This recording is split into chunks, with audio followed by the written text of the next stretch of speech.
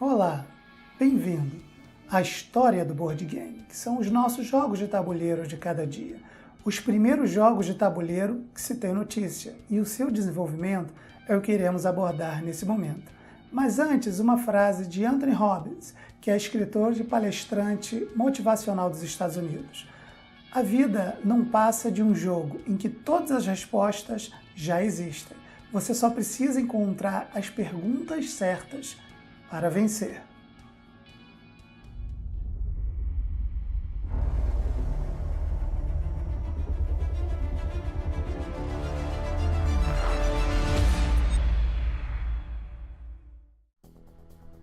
O ato, bem como o hábito de jogar e envolver-se na interpretação de cenários verossímeis de realidades fictícias, é uma característica comum aos povos, desde o início da civilização humana. Até onde se tem notícia, através de descobertas arqueológicas e estudos científicos, os primeiros jogos teriam surgido aproximadamente há cerca de 5.000 anos antes da Era Comum, em regiões da Mesopotâmia e Egito, mais precisamente pelo povo sumério, pois os primeiros objetos escavados foram encontrados na antiga cidade-estado de Ur, que hoje em dia é o território do Iraque. Ou seja, antes mesmo dos primeiros passos da escrita cuneiforme, também desenvolvida pelos sumérios, por volta do ano de 3.500 antes da Era Comum, e também anterior à invenção da roda, igualmente criada pelos sumérios, o povo já jogava jogos de tabuleiro. Segundo estudos, acredita-se que esse hábito, para esses primeiros povos antigos, tanto o jogo Senet dos egípcios, quanto o jogo real de Ur dos sumérios, eram conhecidos como jogos de passagem da alma. Profundo, não é? Os jogos parecem ter sido itens indispensáveis após a morte, pois os povos daquele período acreditavam que o ato de jogar poderia ser uma forma de diversão eterna. Assim, segundo a tradição mesopotâmica, os jogos pertencentes aos falecidos eram enterrados juntamente com seus bens pessoais, pois eles entendiam que isso os salvaria do tédio infinito. Mas milênios se passaram vagarosamente para esse hábito de jogar jogos de tabuleiro, até chegarmos às rotas comerciais do ano de 31, ainda antes da Era Comum. Era a época da importantíssima Rota da Seda, por onde foram transportados os mais diversos produtos através de soldados, viajantes e mercadores. Por conta disso, esses primeiros jogos de tabuleiro começaram a sofrer adaptações quando entravam em contato com novas civilizações. Dessa forma, novos jogos foram desenvolvidos e criados. E vale lembrar que esse processo não para até hoje. Um outro jogo que parece ter sofrido modificações ao tomar contato com novos grupos sociais foi o chaturanga, que é o provável precursor do xadrez. O chaturanga teria surgido na Índia e suas peças representariam as 4 divisões do exército: infantaria, que é o peão, cavalaria, que é o cavalo, elefantes, o bispo, e carruagens, que seriam as torres. Mas através do contato com a cultura persa, que hoje em dia é onde localiza-se o Irã, o jogo se espalhou pelo oeste europeu, por volta de 1100 depois da Era Comum, muito embora as regras que conhecemos atualmente tenham sido definidas apenas no ano de 1475, onde o vencedor é aquele que consegue deixar o rei adversário sem escapatória da morte, o conhecido checkmate. Mas falando de Brasil, não poderíamos, historicamente, deixar de fora um jogo conhecido por algumas tribos indígenas nossas, o Jogo da Onça, de provável origem inca. Esse jogo era conhecido como adugo entre os índios e foi encontrado na tribo dos Bororos, no Mato Grosso, na tribo dos Manchinere, no Acre, e na tribo dos Guaranis, em São Paulo. Provavelmente de origem inca, como já foi dito, este jogo tem como objetivo capturar as peças do jogador, deixando o adversário sem possibilidade de movimentação, semelhante ao jogo de damas. Alguns séculos mais tarde, precisamente após o período da Revolução Industrial, houve uma grande difusão dos jogos de tabuleiro. Com a possibilidade de produção em massa, alguns pequenos fabricantes começaram a produzir versões dos jogos clássicos e novos jogos, para atender à demanda da classe média emergente, principalmente nos Estados Unidos e na Europa. E com o passar dos anos, o que já era de se esperar, esses pequenos produtores de jogos de tabuleiro formaram uma lucrativa indústria cultural. Apesar dos primeiros jogos industriais não terem praticamente nenhuma preocupação com estratégia, ou seja, valendo-se tão somente de mecânicas bem simples, logicamente, a julgar pelos nossos padrões atuais, o Jogo da Vida, lançado em 1860, é considerado o marco da era moderna dos jogos de tabuleiro. É esse mesmo Jogo da Vida que vemos em lojas populares com centenas de variações. Em seu ano de lançamento, foram vendidas mais de 45 mil cópias, o que foi muita coisa para a época. Mas apesar disso, e de outros cenários do universo do board game, o jogo de tabuleiro mais popular e conhecido do mundo é o Monopoly. Pois é. Lançado em 1904, ele foi baseado no jogo The Landlord's Game, de Elizabeth J. Meg Phillips, que o criou com o objetivo de ensinar a teoria do economista Henry George sobre taxas simples. Como podemos observar, o jogo sempre teve um papel fundamental, o de ensinar e o de pensar. Mas ainda nessa época, em se tratando do antigo continente, a relação europeia com os jogos de tabuleiro foi intensificada durante a Segunda Guerra Mundial. Um fato curioso é que durante este período, o Serviço Secreto Britânico criou um sistema de fuga para ajudar os prisioneiros de guerra presos nos campos de concentração alemães. Olhe os board games figurando em passagens importantes da história. As falsas entidades filantrópicas enviavam mantimentos e outros produtos aos prisioneiros. Mapas eram impressos no verso de cartas de baralho, além de dinheiro alemão, que eram colocados em tabuleiros de dama e de Monopoly. Realmente uma bela história, que daria um filme digno de Oscar. Após 1945, com o final da Segunda Grande Guerra, os jogos de estratégia e a abordagem de conflitos econômicos e construção de civilizações ganharam ainda mais força, exceto no mercado alemão, que após a Segunda Guerra Mundial censurou estritamente jogos de tabuleiro com a temática bélica, evitando a todo custo a proliferação de ideias militares e expansionistas. E isso é irônico, pois a Alemanha é, hoje em dia, a meca dos board games e possui o maior evento desse tipo no mundo. Mas voltando ao assunto, após 1945, os mapas de jogos de tabuleiro como Britannia, Civilization e Conquest of Empire já apresentavam divisões de províncias ou regiões em vez de hexágonos, procurando uma caracterização visual cada vez mais realista e complexa dos continentes e seus territórios.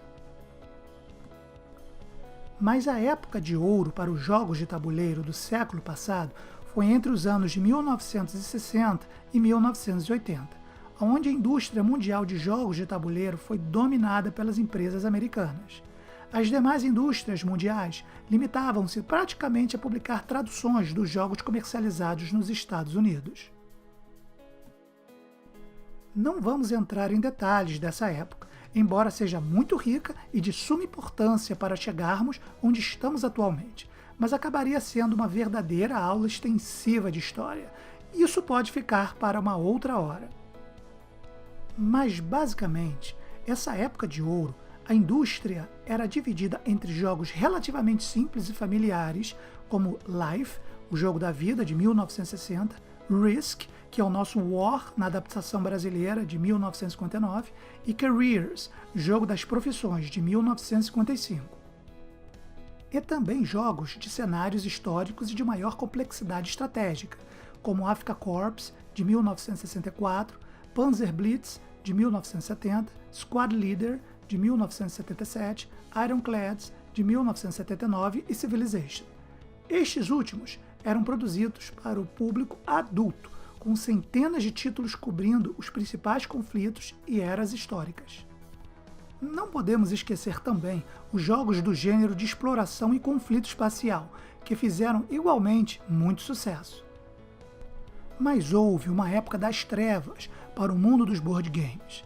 Por causa da crescente popularidade e sofisticação dos jogos de computador a partir do final de 1980 e durante a década de 90, foi reduzida seriamente a produção das empresas americanas de jogos de tabuleiro.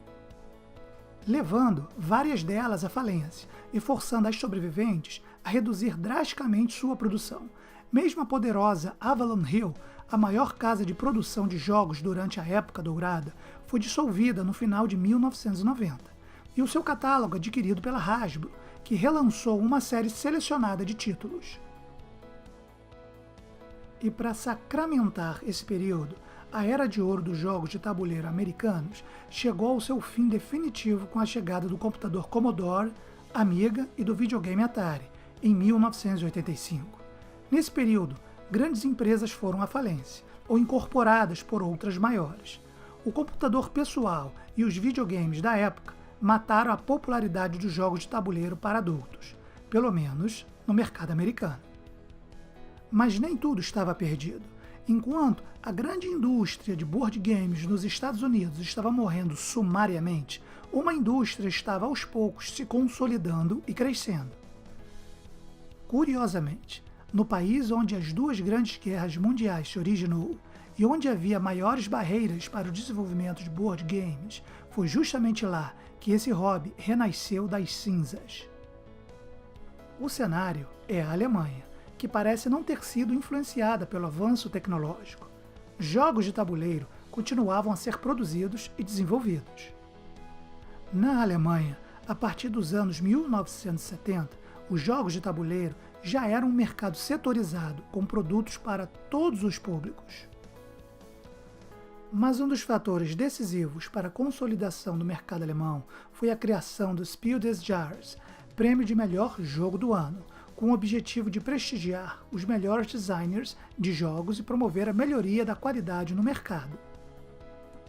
Atualmente, é o maior reconhecimento para atestar a qualidade de um jogo no mundo e tem um fator de venda importantíssimo. Para dar uma dimensão, um jogo novo vende, em média, 500 a 3.000 unidades na Alemanha. Um jogo indicado aos Spiel des Jahres alcança 10.000 unidades e o vencedor do prêmio atinge cerca de 300 a 500.000 cópias.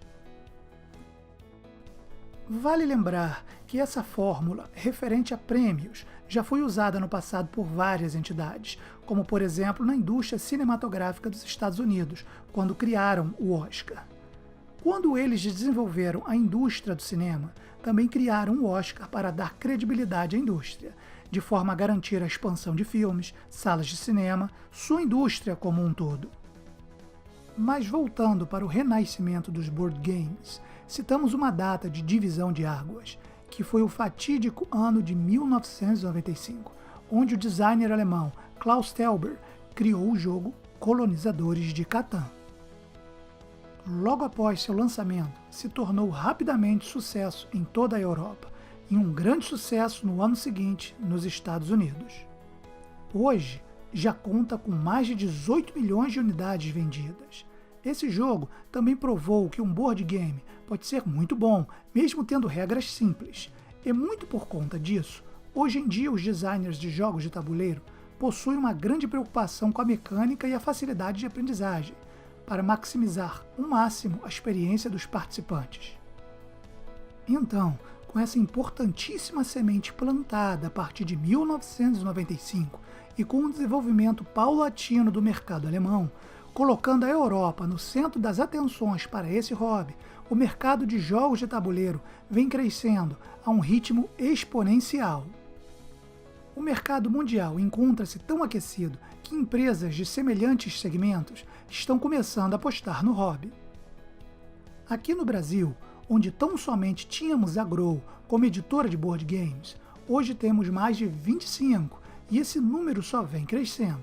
Um exemplo disso é a editora Galápagos, que faturou só em 2015 cerca de 15 milhões de reais. O board game, mais do que nunca, é uma realidade crescente no mundo todo. E no Brasil, apesar de ainda permanecer em nichos, está saindo da casca do ovo e indo para o resto da sociedade. É uma questão de tempo para a popularização novamente desse hobby em nosso território. Dito tudo isso, vale a pena repetir. O ato de jogar, principalmente os jogos analógicos, é uma característica comum dos povos desde o início da civilização, pois ao longo da história, os homens desenvolveram inúmeros jogos de tabuleiro que refletiram sua lógica e raciocínio, revelando o modo com o qual cada um dos grupos sociais compreendia o seu próprio ambiente. De fato, jogos são muito mais que um mero fazer de conta, frequentemente símbolos de luta, seja luta entre homens e divindades, ou ainda luta contra obstáculos a serem transpostos, segundo regras pré-estabelecidas. E sendo uma de suas principais características a dimensão objetiva, parâmetros fixos, suas regras próprias, tempo limitado e o seu espaço demarcado. Assim, o termo Homo Ludens, cunhado pelo professor e historiador Johann Huizinga para referir-se ao homem jogador, estabelece que o jogo é uma categoria primária da vida. Tão essencial quanto o raciocínio, que é o Homo sapiens, é tão importante quanto a fabricação de objetos, que é o Homo faber. Assim, o lúdico seria o elemento que está na base do surgimento e desenvolvimento da sociedade humana. Talvez, na tentativa de minimizar as agruras diárias na busca da sobrevivência, o Homo Ludens teria buscado a ajuda dos deuses, valendo-se de peças que julgavam divinas, tais como os dados, por exemplo, utilizados com frequência nas adivinhações e por oráculos. Dado, aliás, provém do latim dados, uma forma do verbo dar, ou seja, dado pelos deuses. Olha que forma mais bacana de terminar esse raciocínio, sabendo que o nosso hobby é praticamente um presente de Deus, para que passemos a vida exercitando aquilo que nos caracteriza como ser humano, o pensar. E como dizia Einstein sobre o pensar, a mente que se abre a uma nova ideia jamais voltará ao seu tamanho original. Pense nisso.